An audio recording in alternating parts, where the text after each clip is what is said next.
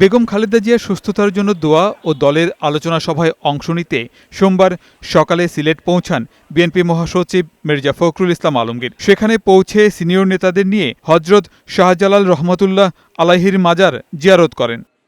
পরে উপস্থিত সাংবাদিকদের মির্জা ফখরুল বলেন, গত ১৫ বছরে আওয়ামী দুঃশাসনে তাদের ৬০ লাখ নেতাকর্মীর বিরুদ্ধে মামলা ও হাজারো নেতাকর্মী প্রাণ হারিয়েছেন। আমাদের প্রায় ৬০ লক্ষ নেতাকর্মীদের বিরুদ্ধে মিথ্যা মামলা হয়েছে। আমাদের কয়েক হাজার নেতাকর্মীকে হত্যা করা হয়েছে।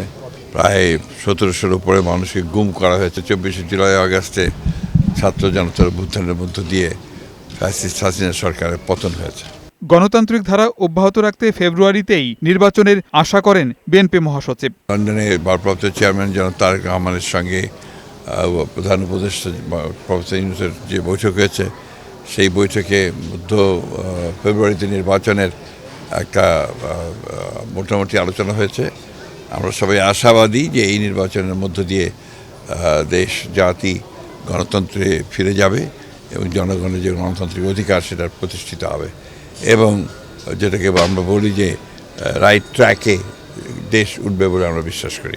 জিয়ারত শেষে নগরীর পাঠানটুলায় খালেদা জিয়ার রোগমুক্তি কামনায় আয়োজিত দোয়া মাহফিলে অংশ নেন বিএনপির সিনিয়র নেতারা। গোলাম মোর্শেদ, বৈশাখী সংবাদ।